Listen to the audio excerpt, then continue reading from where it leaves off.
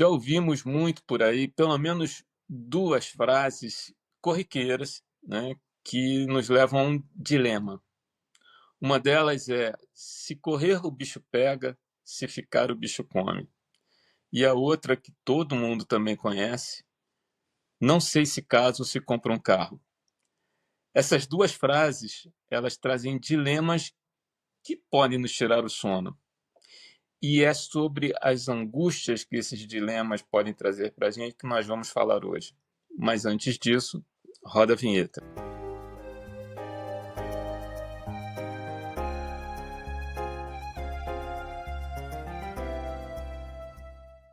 Fala, Elvio, tudo bem? Tudo bom? Então, você disse que eu ia filosofar hoje, mas por essa abertura você já viu que não é bem assim, né? Eu não vou filosofar, vou falar de coisas muito comuns. Olha, eu tenho certeza que em algum momento vai vir um pouquinho aí de filosofia. Mas só um pedido, tá? Não complica muito pra gente, não, por favor. Não, não. Eu vou dar só uma pequena filosofada aqui para falar do dilema, né? Eu vou falar um Sabia. pouquinho sobre o dilema. Não, não, não, só um pouquinho. O que é o dilema, na verdade, né? O dilema, ele é, no entendimento popular, uma situação de dúvida, né? Que a gente sempre tem duas, às vezes mais alternativas que a gente precisa escolher. E, às vezes, essas premissas são contraditórias e até excludentes. Observa só, no exemplo que a gente deu aqui na abertura, se correr o bicho pega, se ficar o bicho come, né? Elas são excludentes, ou eu corro ou eu fico. Não sei se é o caso ou se eu compro um carro, então não são coisas que consigam conviver juntas. Então, por isso que eu estou dizendo que às vezes as premissas são contraditórias. Mas com certeza sempre vai envolver uma escolha, sempre a gente vai ter que escolher. E é isso que a gente vai falar hoje. A gente vai falar de dilemas, mas principalmente a gente vai falar de escolhas. É muito comum a gente ter no nosso dia a dia que escolher, por exemplo, entre dois empregos. Os empregos podem ser bem remunerados, mas eles estão relacionados a ambientes de trabalho que podem ser muito diferentes. Aquilo que a gente colocou como brincadeira na abertura, eu preciso decidir se eu vou casar ou se eu não vou casar. Uma vez que eu casei, eu preciso decidir se eu vou ter filhos ou eu não vou ter filhos. E aí é isso que eu estou dizendo. Não dá para a gente conviver com duas alternativas simultaneamente nas respostas a esses dilemas. Eu não posso decidir casar e ficar solteiro. Se eu caso, eu não sou mais solteiro. Eu não posso decidir se eu vou ter filhos e ficar sem filhos. Então, eu sempre vou ter que fazer uma escolha e essa escolha vai me afastar da outra possibilidade. Quando a gente toma uma decisão, quando a gente faz uma escolha, eu acho que a gente pode estar passando por determinadas situações que podem ser difíceis, elas podem ser penosas, elas podem ter um custo emocional muito caro para a gente. E aí é que eu digo, o dilema ele tem a ver com essa situação que a gente vive no dia a dia. Eu preciso escolher, eu preciso afastar uma alternativa e ficar com a outra. O dilema é pura vida, você não acha? É assim, faz parte da vida da gente. Uhum, sim. Nossa vida é feita de escolhas até quando a gente fala que não vai escolher nada. Porque o escolher nada também é uma escolha. Exato, Igual já é quando uma escolha. Exato. Quando você fala, né, eu vou casar ou vou ficar solteiro. Tá, não vou escolher nenhum dos dois, então vou sair do dilema. Eu vou namorar. De certo ponto é solteiro, mas vou estar ali mais ou menos no meio da viagem. Mas é uma escolha que você tá fazendo. Por mais que você pegue um outro caminho aí, no fundo é uma escolha, né? Então, às vezes a pessoa fala assim comigo: Nossa, eu tenho dificuldade de escolher, eu não consigo escolher o que eu quero. Tá, você não tá conseguindo escolher entre aquelas alternativas que você se colocou a escolher. Mas ao não escolher nenhuma das duas, é uma escolha que você tá fazendo. Então, assim, isso é até um pouco filosófico, já que você gosta de filosofar, eu acredito que seja um pouco filosófico. Mas, trazendo aqui para a psicanálise, né, que é, assim, a proposta do nosso podcast, o que seria esse dilema? Seria um conflito interno. E esse conflito interno, a gente pode colocar ele muito a ver com o que a gente deseja e com o que a gente quer. Não é a primeira vez que a gente traz isso dentro de algum episódio nosso aqui no podcast, mas eu acho importante a gente trazer novamente e, para quem não viu os outros episódios, entender um pouco como que isso funciona. Então, como que é? O desejo, ele vai ser mais intrínseco. É o que você quer fazer. O que você tem vontade de fazer dentro de você. Muitas vezes até mesmo inconscientemente. Às vezes você nem tem a consciência que você tem aquele desejo pulsando dentro de você. Ou são desejos, às vezes a gente tem desejos que a gente sabe que, devido à ética, moral, sociedade, até mesmo leis, a gente não pode fazer porque não condiz, né? É justamente isso, é um dilema. A gente deseja, mas ao mesmo tempo a gente não pode, a gente não quer fazer determinada coisa. Então, assim, é importante a gente entender que às vezes eu desejo algo, mas eu não quero fazer isso porque vai me trazer uma consequência ruim. Às vezes eu não desejo, mas eu quero fazer porque é necessário para minha vida e vai me trazer alguma consequência boa. E dentro disso, quando a gente tem essa questão entre o desejo e entre o querer, quando cada um vai para um lado, aí a gente vai ter um dilema. O que eu escolho, né? E assim, a gente tem dentro da psicanálise o princípio do prazer. Então eu vou para o meu princípio do prazer, para algo que eu realmente desejo. Eu vou até usar a palavra quero, mas não é quero, que eu realmente desejo, ou eu vou para algo que eu quero dentro da realidade que eu tenho na minha vida, dentro da sociedade e de tudo que eu posso fazer e que eu vou me sentir, teoricamente, né, bem com essa decisão. Eu acho que aí entram aquelas 3 perguntinhas do Mário Sérgio Cortella, né, que ele vive dizendo aí em um monte de palestras motivacionais que ele faz. As 3 perguntas são: eu quero, eu posso, eu devo, né? Sim. Eu acho que essas 3 perguntas, quando a gente consegue trazer o desejo para o consciente, a gente consegue aplicar essas 3 perguntas e fazer a coisa com um pouco mais de responsabilidade. E é um jogo, né? É um jogo que a gente vai fazer entre id, ego e superego, né? O id querendo tudo, o ego reconhecendo o que vai de fato aparecer dali para frente e o superego fazendo o papel de mediador nessa história. Então, eu acho que essas 3 perguntas são importantes.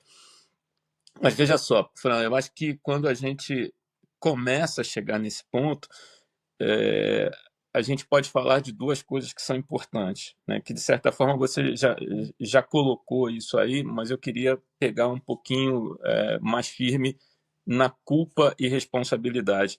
Eu acho que assim, a gente já falou sobre isso aqui em outros episódios, mas quando a gente está falando nesse trio aí de ego, superego, e o superego, né, que é o nosso juiz, é o nosso mediador, ele vai começar a gerenciar o que de fato vai acontecer, a culpa pode surgir.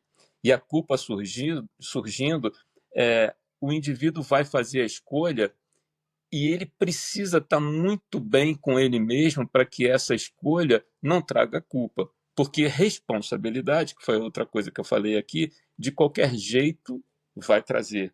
Então, veja bem, a culpa não pode acontecer porque a escolha foi feita. Se a culpa aconteceu, alguma coisa precisa ser analisada nesse trio de ego, superego.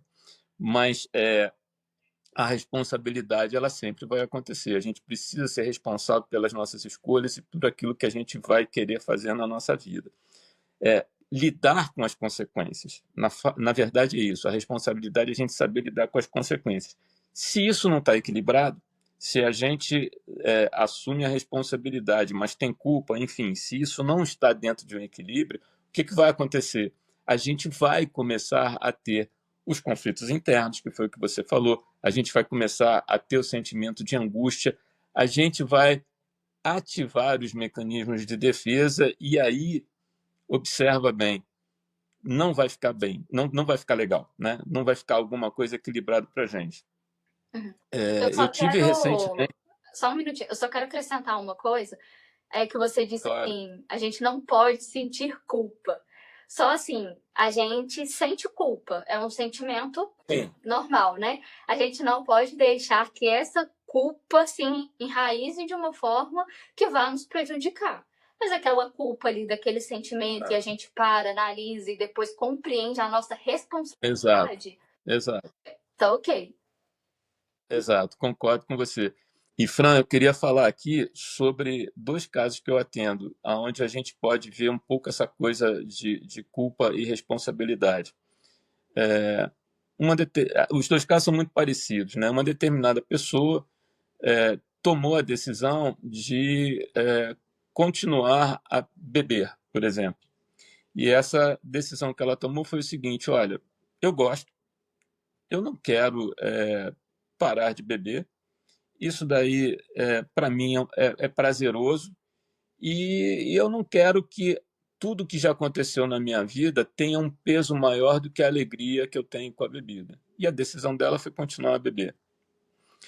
E uma outra pessoa que eu atendo, ela tem consequências relacionadas à saúde dela por conta da bebida, mesma coisa.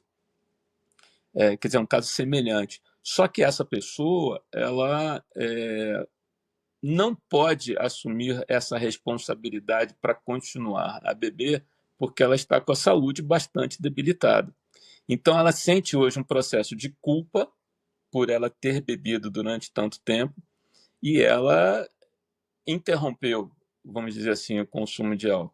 Ela interrompeu o consumo de álcool porque a vida dela está em jogo e ela sente culpa por ela ter tomado a decisão e ter feito a escolha lá atrás de beber.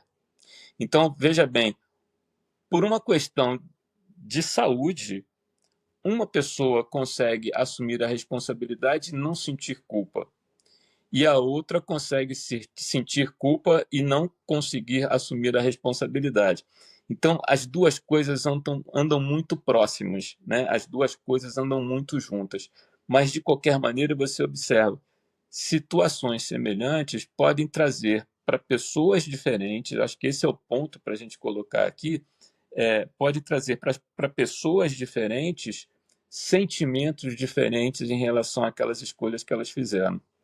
Sim, Elvio, como é algo muito subjetivo, né, de cada sujeito, de cada indivíduo, eu proponho que você pause aí um pouquinho o vídeo e realmente faça uma reflexão e pense: o que é a escolha para você? Quais são os seus desejos? O que você realmente quer na sua vida? Para um pouquinho, pensa, respira, faça essa reflexão, demore o tempo que precisar, toma uma água e volta para pôr o play de novo aqui no vídeo para você assistir o resto. Então, dentro, né, disso tudo que eu e o Elvis estamos falando, o que seria a escolha? A gente simplesmente escolher um objeto de desejo, né? E quando a gente fala um objeto, não é necessariamente um objeto no sentido material, mas algo que a gente vai investir a nossa energia. Ou no carro, ou no casamento. Não sei, né? Exato. No meu caso, eu escolhi casar, mas eu não deixei o carro de lado. Eu não tive esse dilema. Eu tive o dilema: compro um carro ou não compro um carro? E era totalmente excludente. Não tinha como eu fugir dessa. A não ser que eu comprasse, ou sei lá, uma moto. Então eu tô fugindo para outra questão. Mas tudo tem uma escolha no fim das contas, né? Enfim, já tô até viajando. Tô entrando aqui na. Eu e o Elvis, a gente sempre faz esses parênteses entrando nas caraminholas doidas da cabeça. Então, sim, a gente tem a possibilidade de escolher algo. Mas essa escolha, no final das contas, ela nunca vai ser uma escolha neutra. Nós, nós somos feitos uma parte. Nós somos feitos do outro. Nós somos feitos do outro no sentido de outras pessoas, da sociedade, da nossa cultura. Então, essa parte do outro também compõe as escolhas que a gente vai fazer na nossa vida. E eu acredito muito nisso, que esses dilemas entram muito nessa questão. O que eu desejo para mim e o que o outro deseja para mim, e acaba que muitas vezes eu quero o que o outro deseja para mim e eu acho que eu desejo aquilo que o outro deseja. Entendeu? É confuso. Mas às vezes a gente nem sabe o que a gente quer de verdade. Eu quero ser mãe, na questão de desejo, do meu âmago, nossa, eu desejo ser mãe, ou eu quero ser mãe, porque a minha família fala que eu tenho que ser mãe, porque eu tenho minhas amigas sendo mãe e eu já tenho 30 anos, crise dos 30 aqui também, tem um episódio, e eu já tenho 30 anos e preciso ser mãe. Então, assim, voltando, como que são as questões? Eu devo, eu posso ou eu quero, não é? Então, são essas. Sempre começa pelo eu quero, sempre começa pelo eu quero, né? O ponto de partida é o eu quero. O devo ou posso, você pode misturar, né, um pouquinho, mas o eu quero sempre está ligado ao desejo, né? Sim. Então, eu quero, eu posso, eu devo. Então, são perguntas que às vezes podem nortear também as suas escolhas, para que você faça Com escolhas certeza, mais assertivas, né, El? com certeza. Mas eu queria puxar uma outra coisa aqui, Fran. Eu acho que assim, o dilema ele também traz logicamente as escolhas, né? Eles também trazem para a gente a ética dos nossos desejos. Eu acho que assim, no meio disso tudo, a gente precisa entender um pouquinho aonde o nosso desejo se encaixa com os nossos compromissos, né? Mesmo que de forma inconsciente. Se eu estou num relacionamento sério, por exemplo, e eu vou escolher comprar um carro, isso daí tem uma ética em relação ao relacionamento que eu tenho, né? Tem uma ética porque se eu tenho um compromisso, se eu tenho alguma coisa com algum relacionamento de verdade com alguma pessoa e eu resolvo comprar um carro, eu não estou sendo ético com o meu relacionamento. Então, acho que isso daí é um negócio que a gente tem que pensar também, você não acha? Sim, eu acho que também tudo é a questão que a gente fala, de ler nas entrelinhas também, né? A não ser, gente, claro, aqui não é. A gente fala de coisas genéricas. Muitas coisas acontecem na vida e a gente não pode bater o martelo aqui, né, Elvio? Então, a gente tem que ter calma para entender as questões que a gente vai trazendo. Mas, por exemplo, sobre casar e comprar um carro. Às vezes a pessoa, ela não quer ter um relacionamento tão sério. Às vezes ela ainda quer ser livre nesse sentido, né? Então ela vai preferir comprar um carro como um subterfúgio que às vezes nem ela mesma está percebendo, às vezes é algo inconsciente, porque ela ainda não se sente pronta para casar, né? E por que que eu falo que a gente não pode levar ferro e fogo que a gente fala? Por exemplo, às vezes a gente pode conversar e perceber que naquele momento o carro é mais importante que o casamento por N motivos. E não é uma questão de não desejo do casamento, mas às vezes precisa do carro por uma questão de necessidade para um trabalho, para fazer, às vezes alguém trabalha viajando, enfim, não importa. Mas eu acho importante a gente diferenciar, porque senão as pessoas, ele quis comprar o carro, então. Não, calma, a gente tem que ver. Cada pessoa é única, cada situação é única, mas a gente só está trazendo o que uma escolha quer dizer da gente. Entendeu? Será que um carro é só um carro? Ou será que tem alguma coisa por trás dessa escolha do carro ou do casamento? Então, eu sempre gosto de polemizar, né? Eu vou continuar polemizando aqui. Eu comecei, você já deu uma ajeitada aqui, mas eu vou continuar a polemizar. a escolha também pode trazer arrependimento, né? A escolha também pode fazer com que a gente se arrependa daquela escolha que a gente fez, porque observa bem, escolher é selecionar, é o que você acabou de dizer agora, né? Naquele momento é mais importante o carro do que o casamento, né? E você pode até colocar isso daí de uma forma bastante clara e bastante, vamos dizer assim, ética, do jeito que eu falei antes. Mas escolher também é excluir. Quando a gente faz uma escolha e exclui alguma coisa, como é que a gente faz quando a gente olha para aquilo e acha que não foi a melhor escolha que a gente fez? Porque quando a gente olha para trás e vê que a outra escolha que nós poderíamos ter feito seria melhor do que aquela que nós fizemos, nem sempre a gente pode dar um passo atrás. E aí vem, aliás, na maioria das vezes a gente não pode dar o passo atrás, né? E aí vem um arrependimento, que é o que eu estou trazendo aqui agora. Se eu não consigo dar o passo atrás e vem o arrependimento, caramba, eu comprei o carro e não casei, e agora? O que eu faço? Eu não consigo casar, né? Como é que eu faria isso? Ou eu comprei o carro e a escolha foi bem feita, mas na hora que eu fui comprar o carro, eu escolhi um carro vermelho. A cor do carro vermelha, para mim, era mais adequada naquele momento.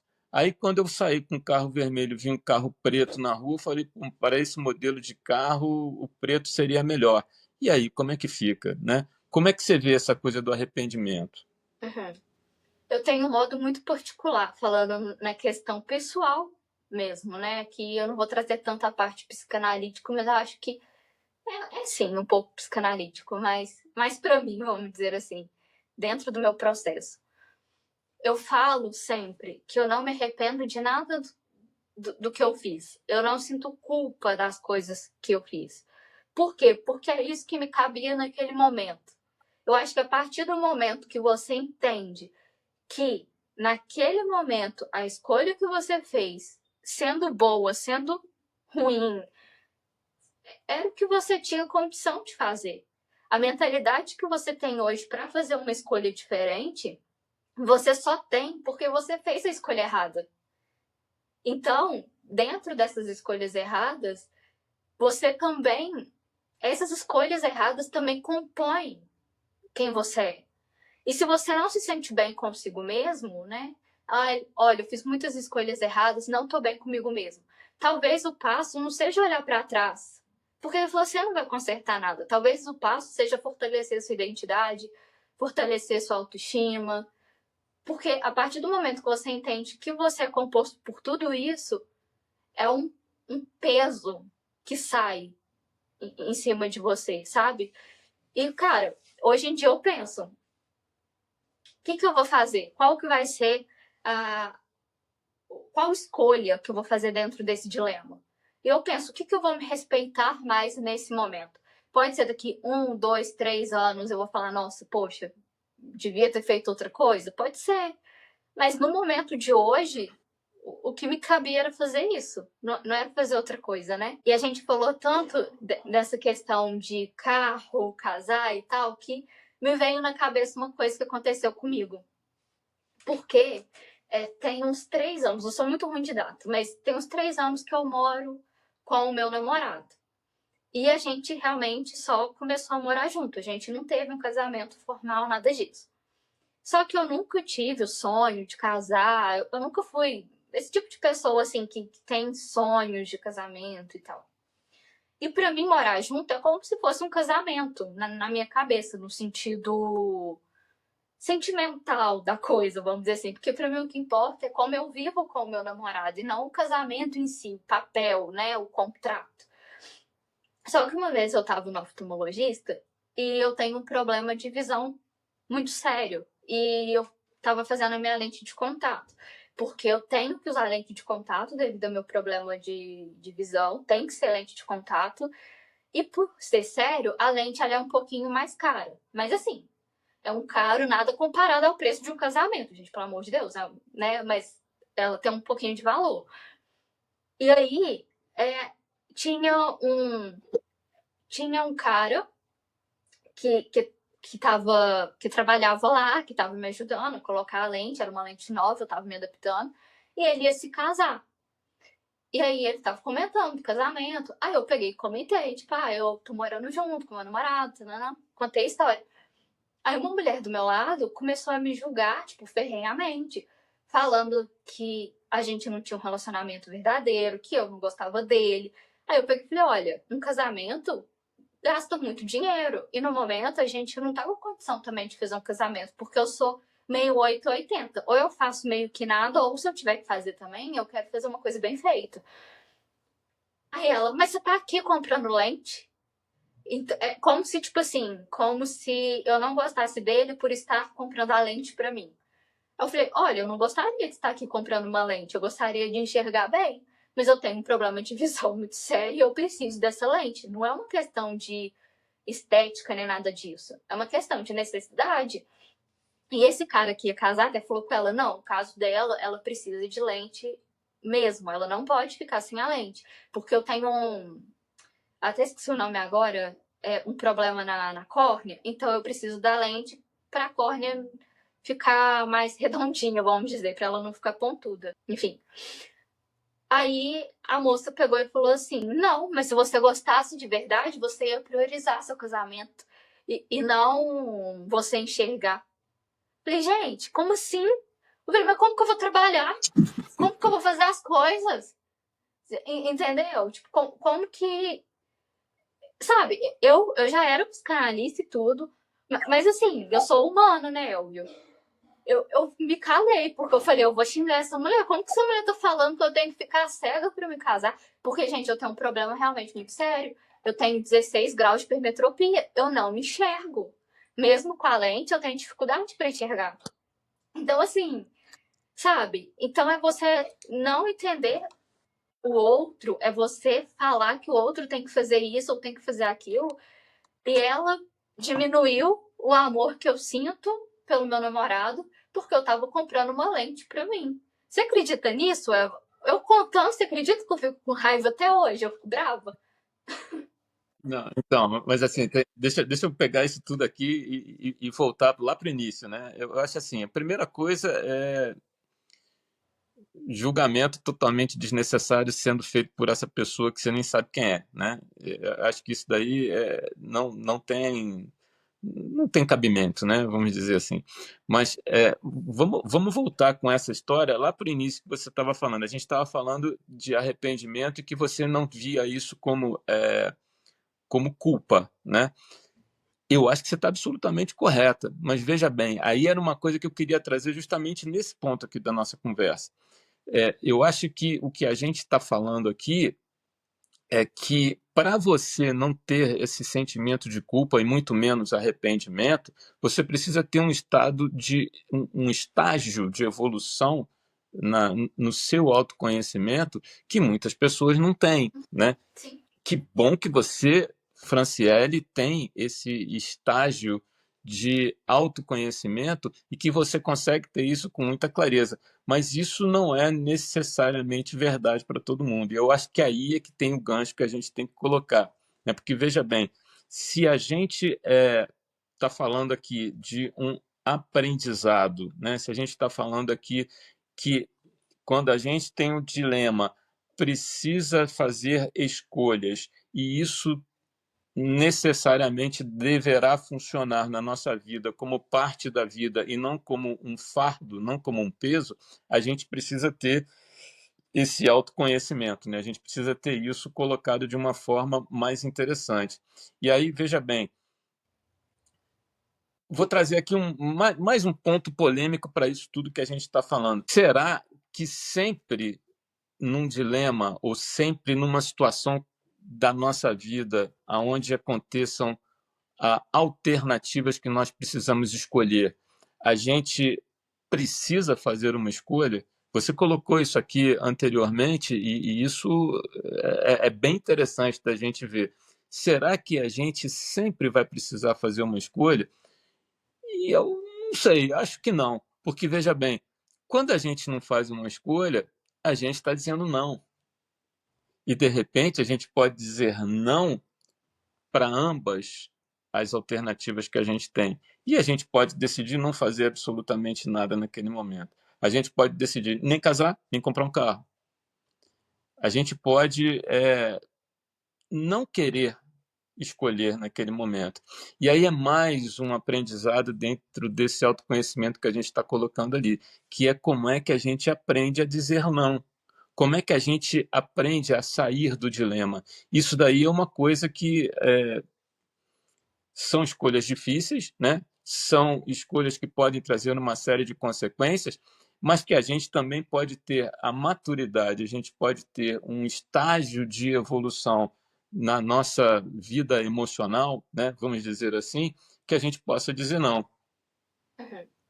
Primeiramente, eu só quero voltar na questão que você falou do autoconhecimento, né? Porque eu falei dessa questão, desse modo de pensar meu, e você falou que exige muito autoconhecimento. Mas o autoconhecimento também é uma construção, né? A gente não nasce se autoconhecendo. E assim, e é para a vida inteira. A gente se conhece, se reconhece e vai indo a vida inteira. Então, assim, para eu chegar nesse nível de conseguir compreender o meu passado de uma forma mais clara, são muitos anos de terapia. Muitos mesmo. É verdade. Então, assim, às vezes a pessoa tem que compreender que para ela conseguir chegar até um certo estágio, não é sair de um ponto A e ir para um ponto B em linha reta. São muitos aprendizados que a gente vai tendo, muita coisa que a gente vai ouvindo, muita coisa que a gente vai analisando. É sair também um pouco do vitimismo, sabe, Elvio? Porque aconteceram muitas coisas na minha vida, então a gente tem uma tendência a ir pro vitimismo, sabe? Ai, por que comigo? Porque, nossa, doente de novo, descobri outra coisa de novo, tananã. Então, assim, é sair um pouco disso e tentar compreender porque a vida, como a gente disse num outro episódio sobre desânimo, ela vai trazer muitas questões para nos desanimar. Mas quando a gente tem esse autoconhecimento, esse respeito por nós mesmos, por mais que um dia a gente desanime, acaba que no outro a gente meio que ressurge como uma fênix, vamos dizer assim. A gente consegue ver a beleza das pequenas coisas, como você disse no outro episódio, né? De tomar um sol, de tomar um café, de fazer uma coisa pequena, assim, no dia a dia, de brincar com o filho, um beijo no namorado, no marido, sabe? Isso são coisas boas que vão complementando a nossa vida. A nossa vida não é só feita de comprar o carro ou casar, mas também de coisas É verdade. pequenas, né? É verdade. E. É, pegando. Desculpe, pode continuar. Não, pode falar.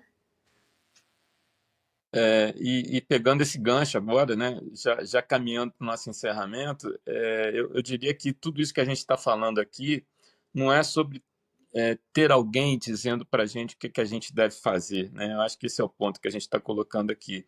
É sobre construir um guia, né? Nós construirmos um guia para que nós possamos encontrar as nossas próprias respostas, fazer as nossas escolhas, assumindo as responsabilidades, sem que isso seja alguma coisa que vá provocar algum tipo de impacto ou até um arrependimento, né? Vamos dizer assim, lá para frente. Eu acho que é um investimento que a gente está fazendo quando a gente constrói isso, né? É um investimento que a gente está fazendo para que a gente possa ter a liberdade de escolha e possa fazer isso de uma forma mais adequada para as nossas vidas. Voltando a sobre dizer não, né? Tem uma coisa que eu sempre falei com o Elvio, que a gente sabe dizer não, mas a gente sabe dizer não para quem? Para o outro, quando a gente não está sentindo a vontade de fazer algo, ou para nós? Porque sempre tem essa contrariedade. Se eu falo um não para o outro, eu estou dizendo um sim para mim mesma. Mas se eu falo um sim para o outro, ultrapassando o meu limite, eu estou sendo desrespeitosa comigo, estou falando não comigo. Então, aí entra de novo a questão do autoconhecimento, que é necessário a gente ter esse autoconhecimento para que a gente consiga falar os sims e os nãos para a pessoa certa, né? E com relação aos dilemas da vida da gente, né? Se eu faço X, se eu faço Y, Às vezes tem uma outra alternativa, ou às vezes eu não faço nada, às vezes eu digo não para os dois, para essas duas alternativas, para esses dois dilemas. Mas aí, de toda forma, como eu já falei anteriormente, eu acredito que seja uma escolha. Pode ser uma não escolha entre aquele dilema em específico. Mas você está escolhendo não responder esse dilema ou fazer uma outra coisa. Ou talvez, quem sabe, eu acho que é muito legal a gente fazer esse movimento. Não sei se você tem essa mania, mas eu tenho um pouco. De tentar, assim, mentalizar como se eu saísse fora do meu corpo, vamos dizer assim, e olhar a minha situação de fora, sabe? Porque, às vezes, quando a gente olha a situação de fora, a gente consegue ter uma clareza melhor. Qual que é a minha melhor escolha para esse dilema? E a gente muitas vezes vê que a gente está criando um dilema que talvez nem precisava de existir.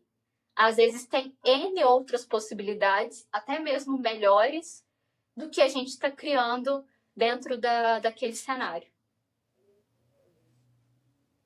Mas, de novo, né, o que você está fazendo aí é criar o seu modelo, criar a sua forma de entender quais são as escolhas e fazer com que essas escolhas aconteçam de uma maneira bastante tranquila, não é isso?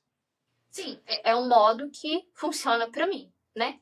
Agora, tem um outro modo também que eu acho bastante interessante, que muita gente gosta, é tipo, o que eu falaria para uma amiga nessa situação? Porque muitas vezes a gente é muito mais carinhoso com uma amiga do que com a gente mesmo. Então, eu acho também esse exercício bem legal. Mas assim, é como eu estou falando, não é uma receita de bolo. São mecanismos que eu uso comigo mesma, que super funcionam, mas às vezes com você não funciona. Por isso que é interessante a gente realmente ter um acompanhamento Exato, exato, terapêutico para a gente compreender, né? Quais são seus traumas, compreender seu passado, exato. ressignificar, ver o que funciona para você. Porque a psicanálise, ela é reflexão. A gente tem que refletir, a gente tem que ter essa associação livre, né, da fala, de compreensão do que a gente está vivendo. A partir disso e a partir do seu autoconhecimento, que você vai conseguir entender como que eu vou conseguir lidar com as minhas emoções e não controlar, que é bem diferente. Fran, encerramento com você. Claro. Então, gente, é isso aí. Muito obrigada por vocês estarem assistindo aos nossos episódios. Gostaria de pedir que vocês se inscrevessem aqui no nosso canal, caso não esteja inscrito, que você curta esse vídeo, que também compartilhe para as pessoas que precisam ouvir. Isso não é uma escolha, tá? Eu já tô falando. Compartilhem, é uma obrigação. Brincadeira, gente, brincadeira. Se vocês gostaram do vídeo, compartilhem. Comentem aqui o que vocês acharam, o que vocês estão achando do podcast. Eu acho que esse feedback ele é muito importante aqui pra gente, né, Elvio? Para que a gente consiga trazer assuntos que vocês gostem de ouvir, que estão mais alinhados com vocês, para ajudar a gente nas nossas próprias escolhas e dilemas. Enfim, além disso, eu tenho uma jornada de autodescoberta. Se você quer trabalhar todo esse autoconhecimento, ter escolhas mais assertivas, né? Compreender um pouquinho mais sobre a sua vida, só falar comigo através aqui da descrição do vídeo, tem o link do meu WhatsApp. Enfim, e gostaria muito de agradecer por toda essa trajetória que a gente está trilhando até agora. Um beijo e até o próximo episódio. Tchau! Tchau, pessoal.